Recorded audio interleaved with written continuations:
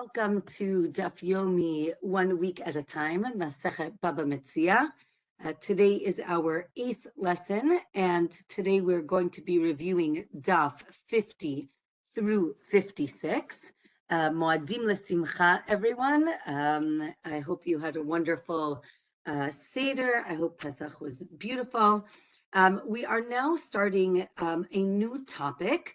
On Daf 50, the topic is the topic of ona'ah. Ona'ah means price fraud. And we're going to see that there are different ways to understand ona'ah and how much is it when it's considered fraud, and what are the consequences of this fraud. So, excuse me. So the Mishnah tells us that ona'ah. Well, we actually started it last week, but we said that ona'ah was a sixth, and you only have a short time to claim fraud. And we learned at the end of last week's class that Rabbi Tarfon said really it's a third. But you have all day to claim price frauds.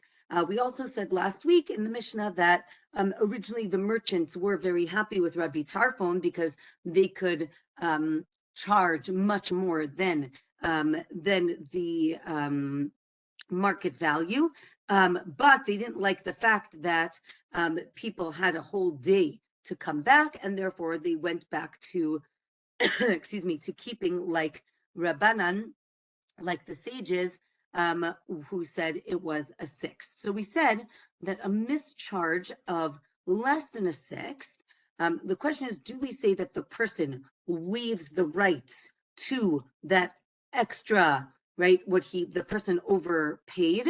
Do we say that you waive this right immediately, or only after some time where I can go to another merchant to see if I was overpriced? And if so, what's the difference between being overcharged by a sixth versus less than a sixth? So we say if the person was overcharged a sixth. Again, I keep saying that, but it also means that if the person underpaid, right? So meaning, as we said last week, ona'ah applies to the buyer and to the seller, meaning the seller is not allowed to overcharge, but the buyer is also not allowed to underpay. And therefore, if it happens in either direction at a sixth, so then the other party can cancel the sale. But if it's less than a sixth, you cannot cancel the sale, right? For less than a sixth, the ona'ah has to be returned, but the sale is final. We said that the merchants didn't want the buyers to have all day to come back because it gave them too long to be able to cancel their sales. And we said if the mischarge is less than a sixth, it isn't like a sixth, right? It's not the same thing, up to and including. Rabbi Tarfon's his opinion was better for the seller, but then, as we said, they had all day to renege, and therefore the merchants went back to the sages' idea of a sixth, but having a shorter amount of time. Let's say the person overcharged by more than a sixth, you can always void the sale, or no, you have the same amount of time as you had for a sixth, even though it's more than a sixth, you still have that same amount of time. So then the Gemara asks, what's the difference between exactly a sixth and more than a sixth? So the Gemara says, both of them can void the sale with more than a sixth, right? Either side can void the sale. However, the Gemara teaches that it's not common to have a void of sale. Regular ona'ah is more common, and therefore the person can say, give me the extra money, right? The money that you overcharged or the difference, give that to me, and then you can have the sale. So just to summarize, if it's less than a sixth, the sale is valid and you waive the right to the difference in price. If it's more than a sixth, the sale is void. And if it's a sixth, the sale is valid, but you have to return the mischarge up to, again, the amount of time it takes for the person to show it to another merchant. Or the seller has the upper hand. The seller has the upper hand. Again, if the person underpaid, so then he can say, either give me the merchandise back or pay me more. The buyer has time. Again, the buyer has time because he needs to show it to another merchant, and that's how he knows if he paid the right price or not. But the seller, he can always retract the sale if the buyer underpaid, because again, the seller always knows the market value, and therefore he can always go and retract the sale. Daf 51 tells us that it wasn't common for the merchants of Lod to make mistakes with their sale. They would know the value or the market value of every item, and therefore they wouldn't overcharge anyone.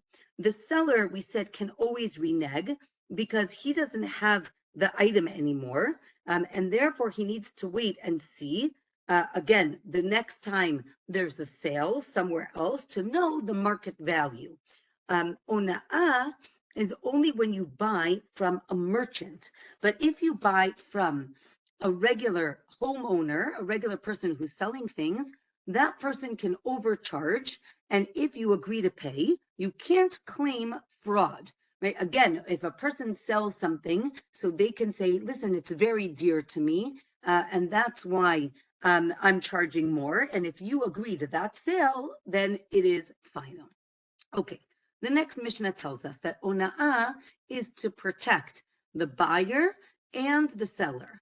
It applies to regular people and merchants, or no, it doesn't apply to the merchant. It only applies to regular people. A person who is cheated can decide if he wants to void the sale or get back the money he was overcharged. Okay, so now the Gemara explains. We learn from a verse that it applies to the buyer and to the seller, and we need to teach both because we can't learn one from the other. There is no ona'ah for a merchant broker. Now, this isn't a regular, store owner. This is a broker because he knows the market value. If he undercharges, so then it's because he has another sale and he needs the cash, and therefore he's okay, right? He doesn't care if you pay less because he just needs the money now. Or he can claim fraud for even less than a sixth because this is his job, right? He can say, look, I'm the one who's buying and selling all the time. I'm charging you the market price. You need to pay me exactly what I ask for. Let's say a person says, the sale is valid as long as you don't claim price fraud, right? I'll sell you this book for $100. And if you want it, then you have to waive the right to claim price fraud afterwards. So Rav says he can, let's say he says, okay, and he gives him $100 and he takes the book. A minute later, he can say, you overcharged me. I want my money back. So Rav says you can still claim ona'ah, meaning making this condition is not valid. Shmuel says the condition is valid. You cannot claim ona'ah if it was part of your stipulation before the sale went through, right? Maybe the buyer doesn't know he's being defrauded, and maybe that's why the condition isn't valid.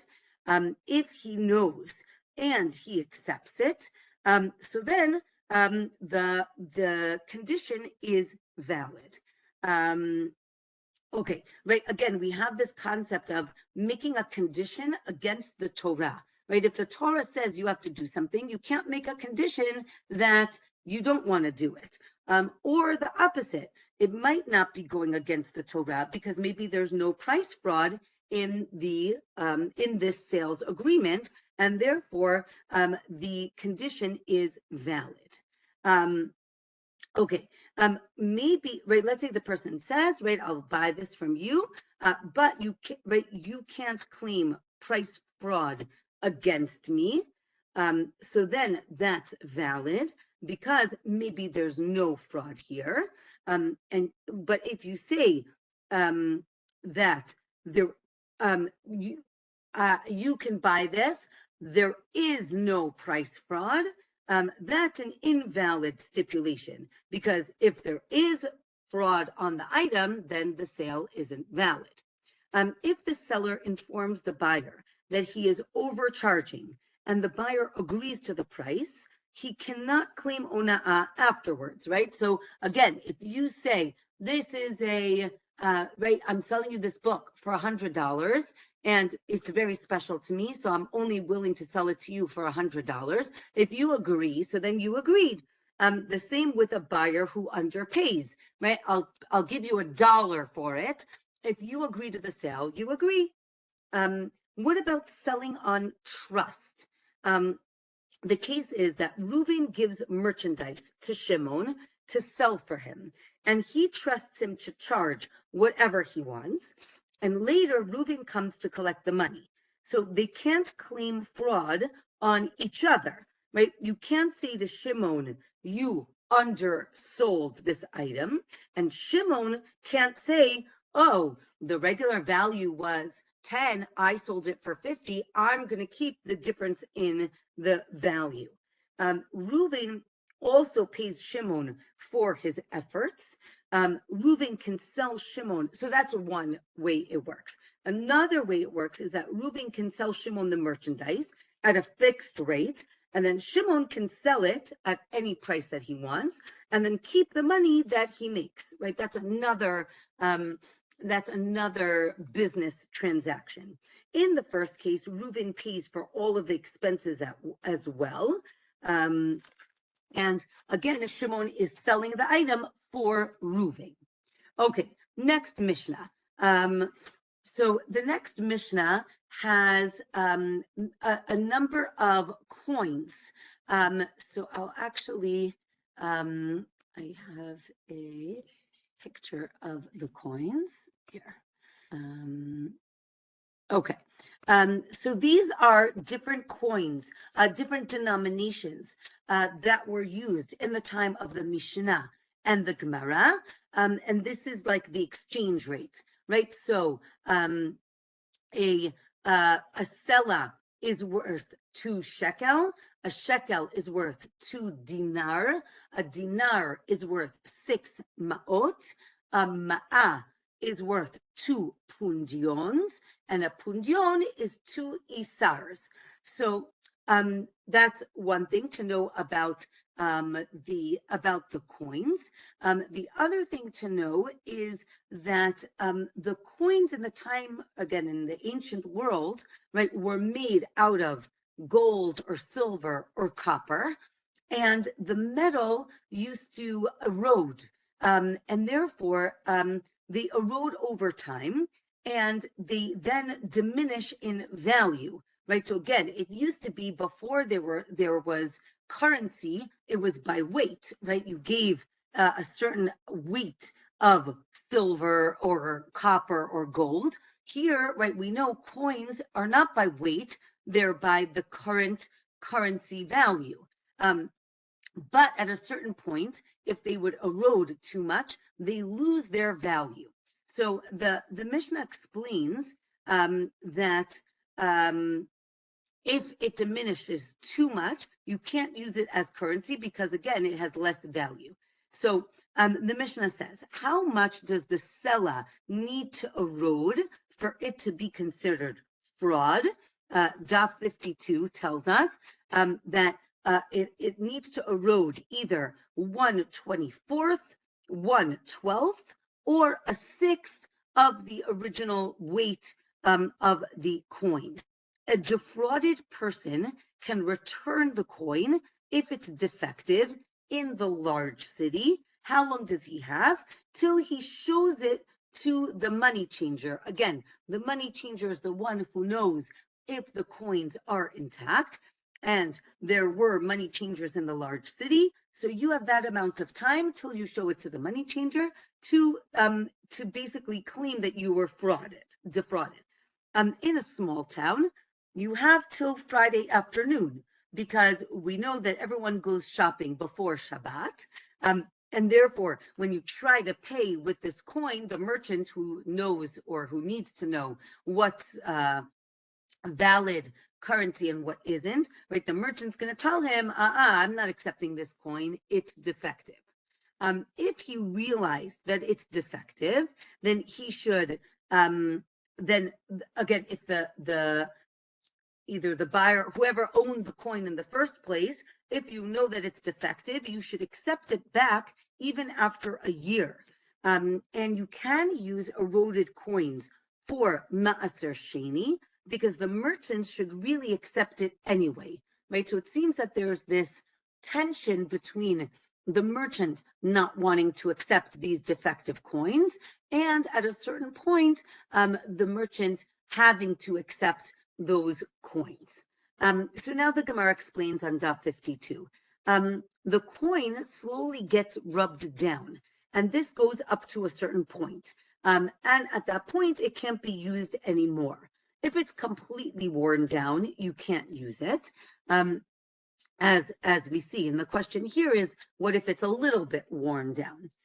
What about a garment, right? Everyone holds that ona'ah is a sixth, right? The price fraud is a sixth.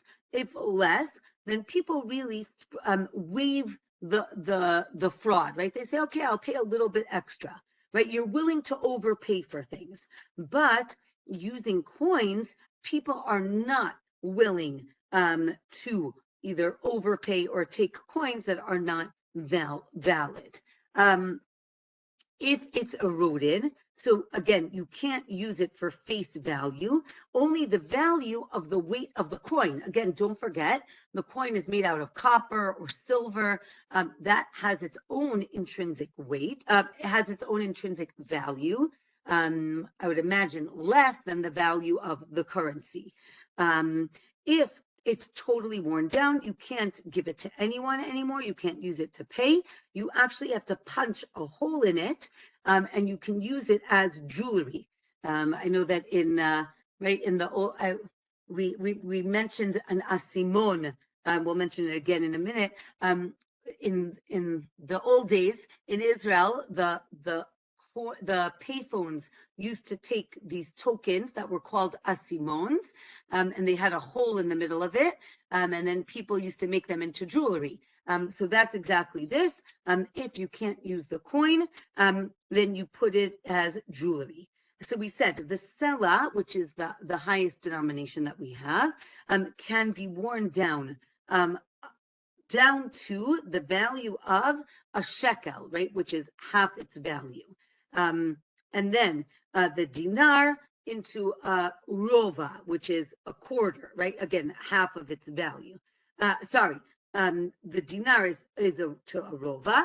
And then we said, no, dinar is to half a dinar. So again, the question is, do you have up to half of its value or a quarter of it, right? If the sela is worn down more than an isar of ona'ah, you cannot use it as face value. If a person fixed the coin to use as a weight, right? Again, not as a coin, not as currency, but as a weight, it becomes a kli, a utensil. If it got very eroded, you're not allowed to use it at all. If it's not eroded, you can use it as at face value. You can't use it. So now the Gemara says a fully eroded coin, you can't use it as a weight and you can't use it as jewelry, right? You actually have to get rid of it. So the Gemara says you have to put a hole in the middle of it, which shows you're not going to use it again. But if you put a hole on the side of it, then you can, maybe you might use it as a coin as, um, or as jewelry. Okay, what does time have to do with where you live? Why do you have a different amount of time based on where you live? Right? With garments, you have the same time frame, or no. Again, people know how much things are worth, but for coins, you need the money changer, and therefore you need more time based on where you live. As we said, not every city had a money changer, and therefore you needed more time to know if your currency was valid. When do you have a year? So the Gemara says, really, it's a pious person. A pious person will take it back. This is called midat hachasidut, right? You're being very pious. A regular person does not need to accept it back up to a year. You can complain about it, but you cannot bring the person to court. If you do not accept a slightly worn down coin, so then you're called an ungenerous person, a nefesh ra'ah. Right? You don't have to, again, there's a spectrum from newly minted to all the way eroded, and there are things in the middle that you should, as the merchant, you should accept it. We said that you can redeem ma'aser sheni on a slightly worn down coin, and you use it as the original value.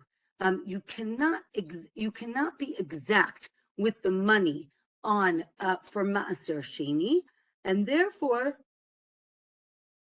you use a little less ma'aser sheni, like you pad the coin, or no, you have to redeem the ma'aser sheni onto a coin that has a true, right? You have to redeem it by its true value, not its original value. Okay, Daf 53 tells us that you can redeem ma'aser sheni that is less than a pruta, right? That is a very small amount on a coin. The Kohen needs to be pure in order to eat truma. Right, since we're talking about ma'aser sheni, so now we're going to talk about other things. So the Gemara says that for truma, for truma, the Kohen needs to be pure, and truma is nullified in a mixture when it's 1 part truma to 100 parts non-truma. For ma'aser sheni, in order to nullify it, you just need a majority, which is a very different ratio. Things that become permitted after a certain amount of time cannot be nullified at any ratio. Again, when we use the word nullified in Hebrew, the word is bitul or bitul or levatel, right? There's a famous concept called, I guess in American Hebrew, you would say batel b'shishim or batel b'shishim. This is when we're talking about meat and milk, right? If a drop of milk falls into a big pot of chicken soup, as long as there are 60 parts of something to 1 part of the thing that is forbidden, it becomes batel, it becomes nullified. So for meat and milk, it's 60 parts. For truma, it's 100 parts.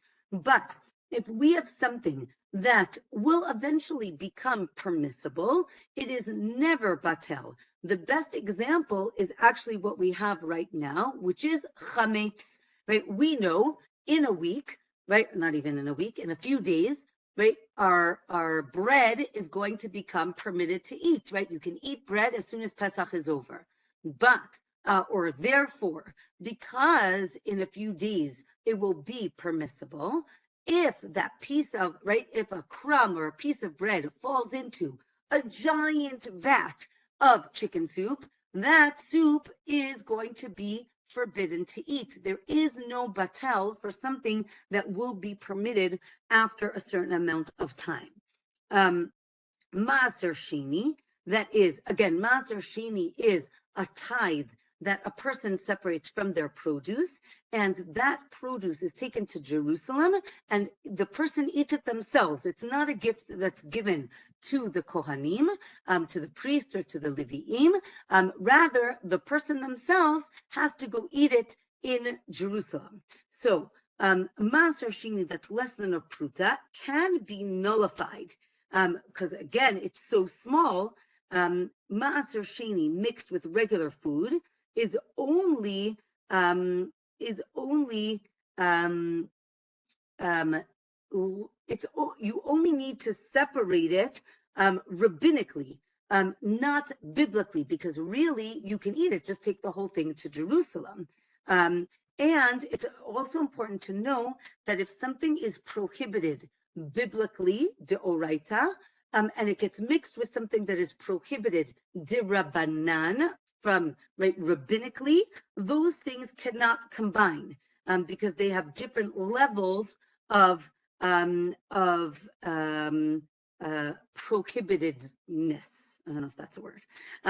Okay, let's say you brought Maaser Sheni into Jerusalem, right? So you have your produce, right, your apple, and you bring it to Jerusalem, and then you take it out. You were supposed to eat it in Jerusalem, but you didn't eat it in Jerusalem, and you took the Maaser Sheni produce out of Jerusalem. So then it can be nullified with a majority. Only if it became impure, then even if you're in Jerusalem, the Gemara says, when does it get nullified when it's mixed in with a majority? Only if it became impure. And even if you're in Jerusalem. Or another opinion is food purchased with Maaser Sheni money, right, that cannot be redeemed, and therefore, if you have leftover, you have to bury it. Or if the walls of Jerusalem fall down, again, you have to eat Maaser Sheni in Jerusalem. But if there are no walls around Jerusalem, it's as if there's no Jerusalem, and therefore you cannot eat your Maaser Sheni food, and it can't be redeemed. Okay, right, so again, any Maaser Sheni food that was brought into Jerusalem is not allowed to be taken out of Jerusalem. The Gemara continues on Daf 53 and says, you can only redeem some of your Maaser Sheni. What does this exclude? You cannot redeem Maaser Sheni that's worth less than a pruta because it's so small, or even if it's a fifth, and it doesn't have, again, the value of a pruta. Now, since we're talking about a chomesh means a fifth, we're going to talk about the concept of chomesh. If you remember, and the following daf is going to review it for us, we discussed different scenarios where a person needs to pay back a certain amount of money. That's the keren, the principal value. And then the person needs to add a chomesh. A chomesh is a fifth.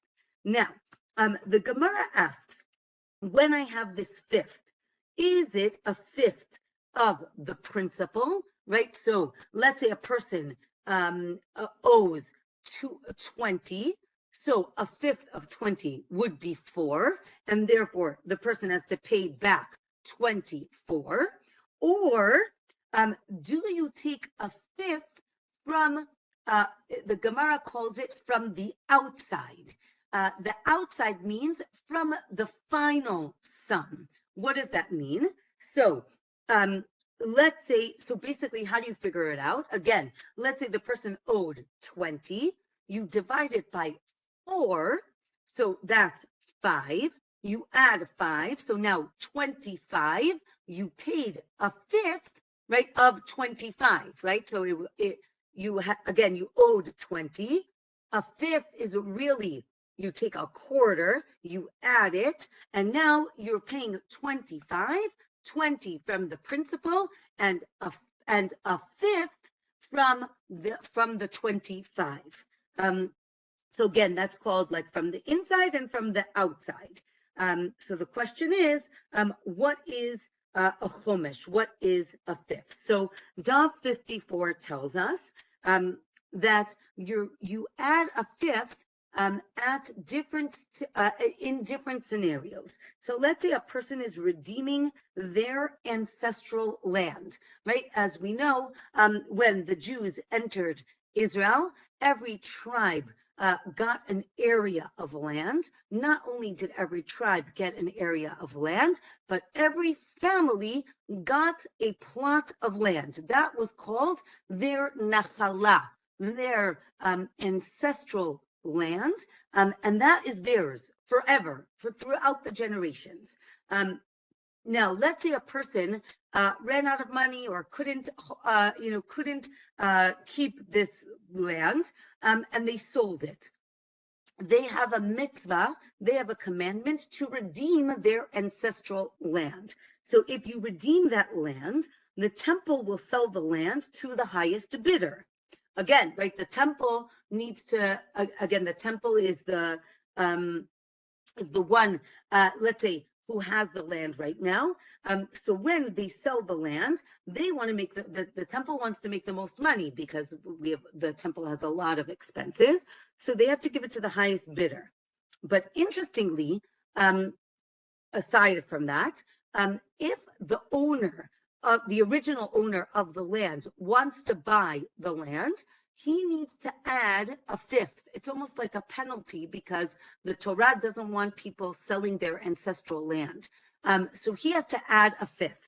So the Gemara teaches us that the original owner who has to add a fifth to the sale price is then seen as the highest bidder, because again, whatever the price is, right? If he says, again, 20, and he says, and another person says 20, the 20 of the owner of the land is really going to be, we'll see, is really 25. Right, therefore, even if the owner offers to pay less than the other person, he might still get the land because he still has to add the chomesh, the fifth, right? And again, as we said, he adds a fifth to the original bid, plus he pays the difference between his bid and the other person's bid.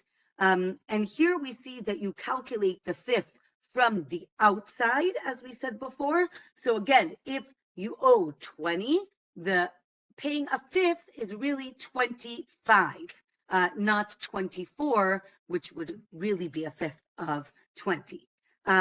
If you redeem Maaser Sheni, produce, on a coin of the exact value of the produce, it works, but you still need to add a fifth. So again, not only, so we saw that you add a fifth when you're redeeming your ancestral land, you add a fifth when you're redeeming Maaser Sheni money. So now the Gemara asks, let's say you redeemed the Maaser Sheni on a coin that's the exact value of the produce. Where's the fifth? So is that redemption, did it work? And now you can eat the food?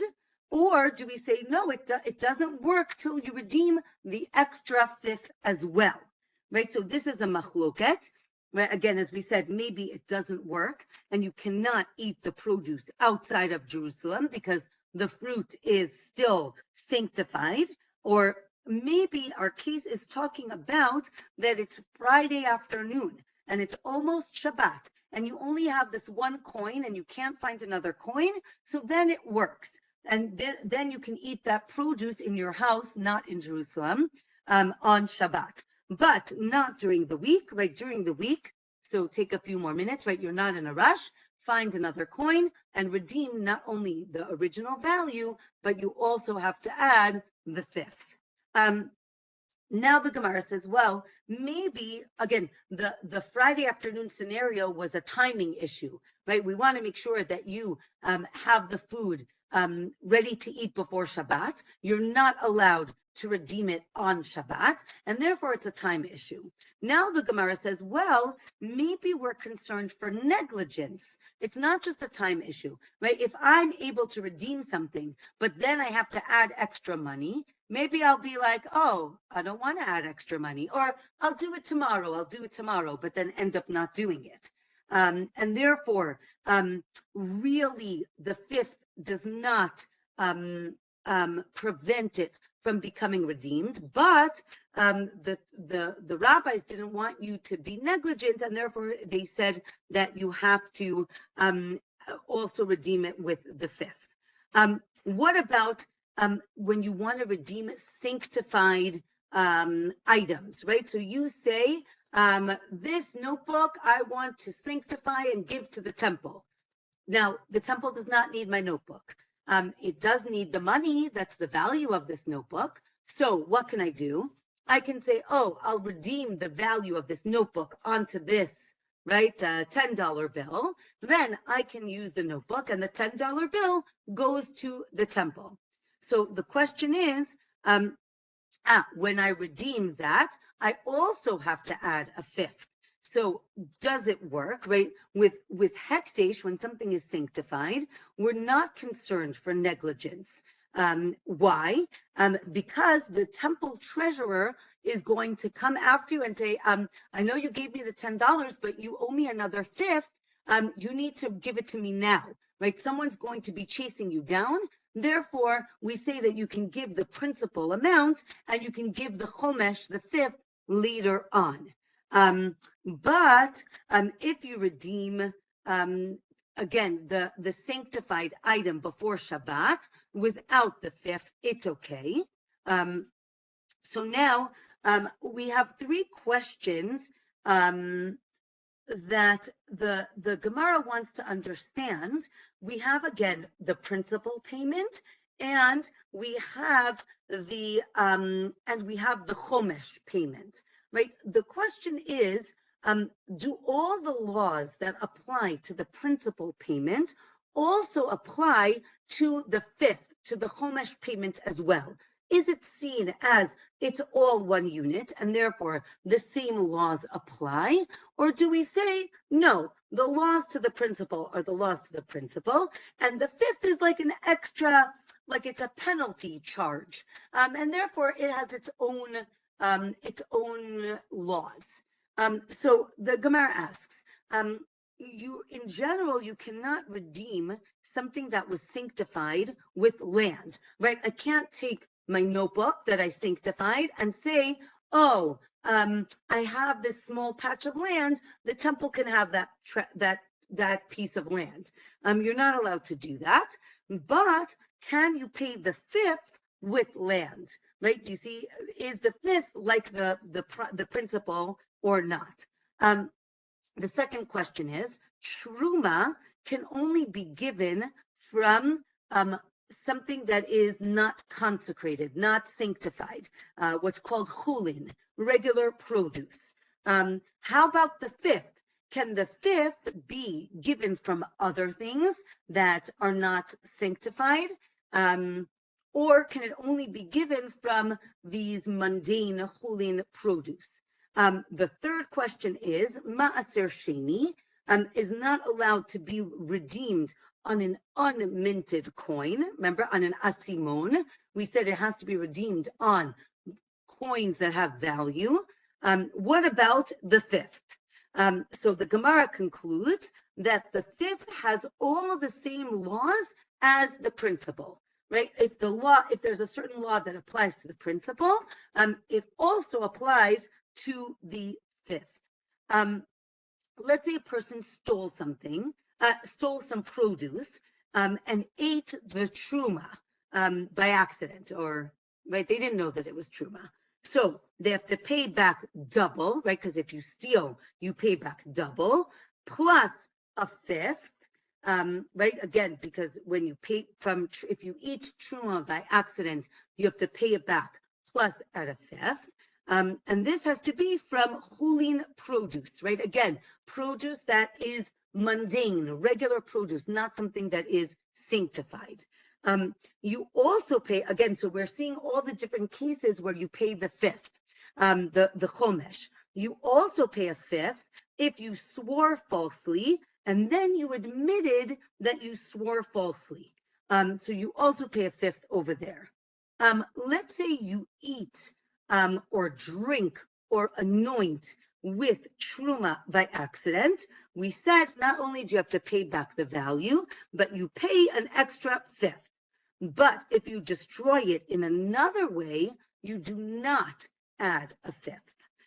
Let's say you eat, again, so you had truma and you ate it by accident, you paid back the amount that it was worth plus a fifth.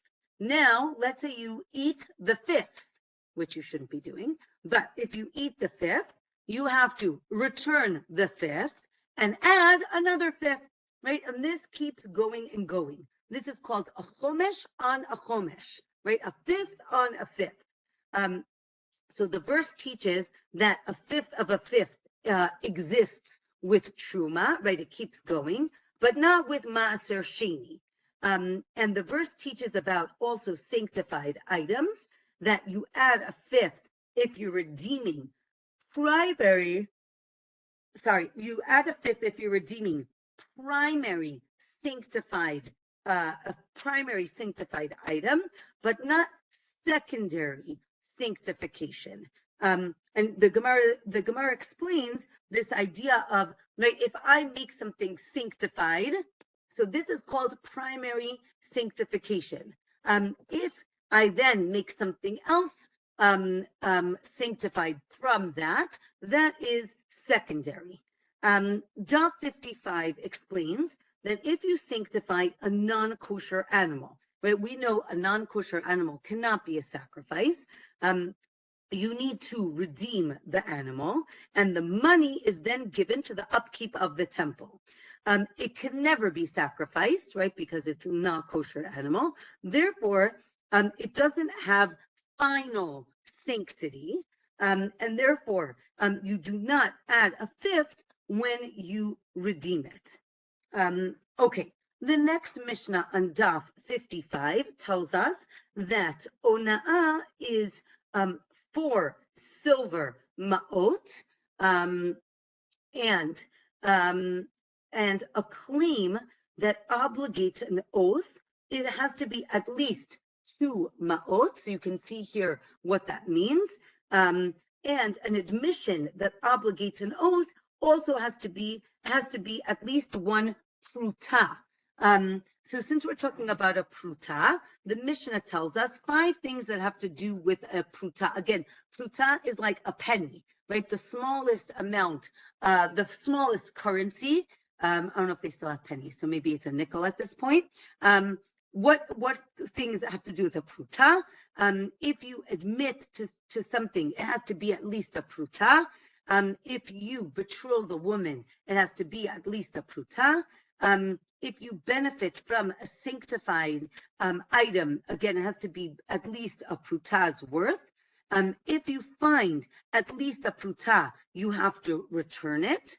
And you must return a stolen item that's worth at least a pruta, right? So this is basically defining for us that all of these things, if they are less than a pruta, right? So if I find your, dirty tissue, I don't have to return it to you. It's nothing. It's garbage. It's worthless. So I don't have to return it. The Gemara explains that the minimum ona'ah is more than a pruta, or even just for a pruta, there is still ona'ah, and therefore it still exists. This is not on our list, but an isar, right? That was the lowest on our chart over here. An isar is 8 prutot, just so you understand the value. The court sits on a case where we're discussing at least a pruta worth of something, or for even less than a pruta, it will sit. The chomesh of a maaser sheni needs to be at least a pruta in order for it to be redeemed. And if you misappropriated sanctified item, this is called me'ilah or me'ilah. Even for less than a pruta, you would be liable.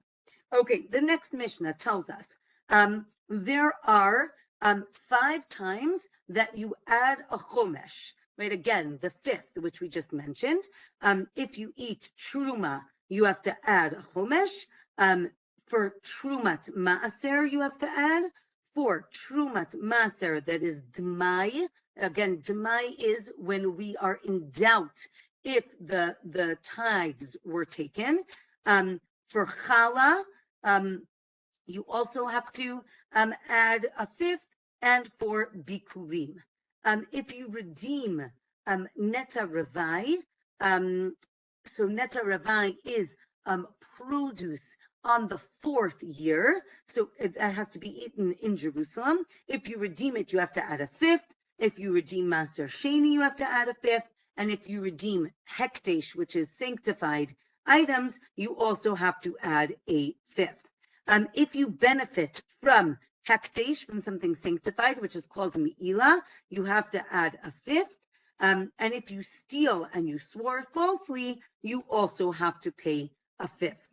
Okay, so now the Gemara discusses dmai. Dmai is when we are in doubt if the tithes were separated, and it is only rabbinic, meaning biblically that produce is okay, right? If maybe the person, if we're not sure, then maybe that the food is okay. So rabbinically, it is not okay. So you need to separate the tithes again. Do you also need a chomesh? Maybe you only add a chomesh when it's biblical. We say no, even when it's rabbinic, you have to add a chomesh, and this is to strengthen the rabbi's words.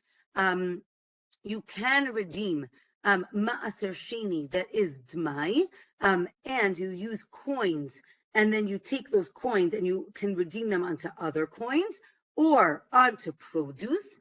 And again, all of this is because it is rabbinic, it is dirabanan. You can even go from silver to copper. Daf 56, the last daf for today, tells us that you cannot sell dmai without taking off maser, meaning if you bought something and you're not sure if trumot and masrot were taken off, you must separate the trumot and masrot, the tithes first, then you can sell it. We are more stringent here because we want to make sure that nobody makes a mistake. If someone buys bread from what's called an am haaretz, here in am haaretz is someone we're not sure if they keep all of the laws or if they know all of the laws. So if you buy bread from them, you're not sure if they took off the different gifts that need to be given to the Kohanim. Therefore, it becomes dmai. Again, we have a doubt, we're not sure. The Mishnah says you can separate the masrot from yesterday's bread for today's bread, or vice versa.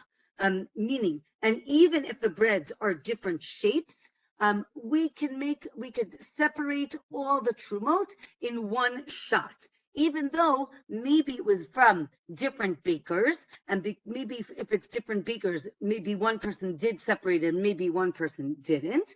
But here it says you can separate for all of them. If you buy from a wholesale bread distributor, so then you need to take maser from each and every shape. The Gemara teaches that every baker would have their signature shape. Maybe it was a mold, but it was a separate shape that their bread would be baked in, and that's how you knew who baked which bread. So basically, if you have different shapes, we assume that it's from different bakers. Therefore, each one needs to be separated. You have to take off the trumot and maasrot separately because maybe one of them needed it and the other one didn't need it. But a baker generally only buys from one person. Therefore, you can take off the maaser from all of them. Okay, next Mishnah, last Mishnah for today. There we were talking about ona'ah and how it deals with different sales. Now the Mishnah tells us that there is no ona'ah or price fraud. You can't claim price fraud for the following sales. If you sell or buy a sleeve, a document like an IOU document, land, and a sanctified item. You do not pay double if you steal any of these things. And if somebody was watching it for you and they say that it was stolen, he does not need to swear about it. And if someone is being paid to watch it, he doesn't need to pay for any damage that was done to these items.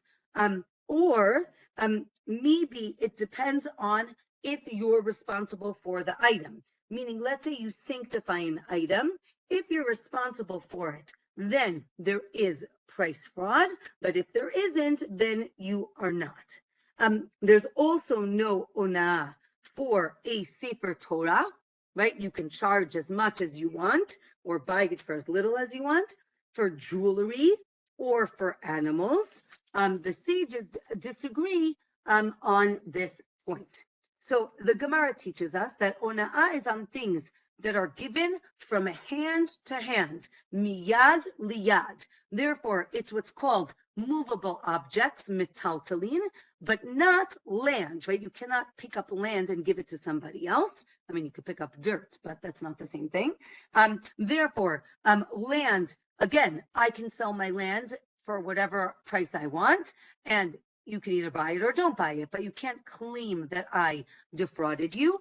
Also, slaves, we know that in the Gemara, slaves are connected to land, and therefore, slaves also, there's no ona'ah. You can charge as much as you want. The IOU is excluded because it doesn't have inherent value. Meaning if you sell it for the value of the paper that it's written on, so then there is ona'ah. But the actual, right, if it's an IOU for $100, the paper is not worth $100, even though conceptually it is. Therefore, there's no ona'ah.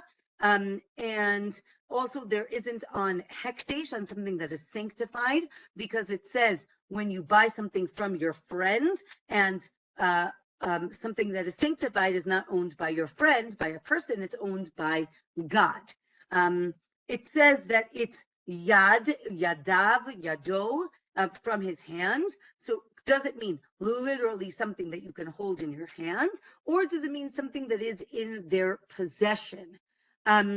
Also, it's important to understand that rental is like a sale, and therefore there's also ona'ah, so you're not allowed to price gouge when you're renting an apartment. And then the Gemara talks about seeds that have been planted in the ground that haven't taken root yet, right? We know a seed is metaltalin. I can pick it up and move it around. I know that, you know, if there's wheat growing in the ground, I know that that's part of the ground. What about a seed that I just planted that I could really just pick up, right? Is it like metaltalin? And therefore there is ona'ah? Or do I say, no, it's like the land and there's no ona'ah?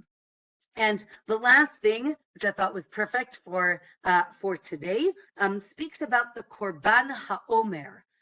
Right, if those of you know that the time period from Pesach till Shavuot is called the time period of Sfirat HaOmer, where we count the days till we receive the Torah.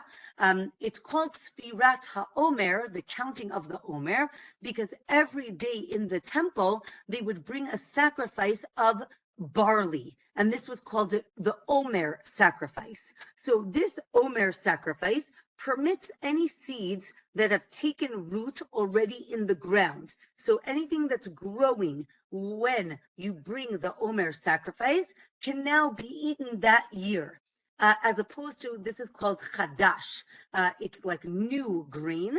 It needs to have taken root before you bring the Korban HaOmer.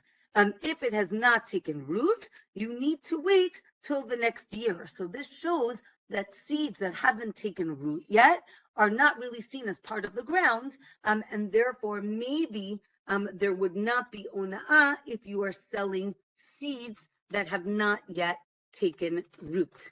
Okay, wishing everyone a Moadim L'Simcha, a Chag Sameach, a wonderful Pesach, and Bezrat Hashem will go back to our regular time next Wednesday night, where we will review the week's daf. Wishing everyone a Chag Sameach. Thank you, Rabbanit, very much.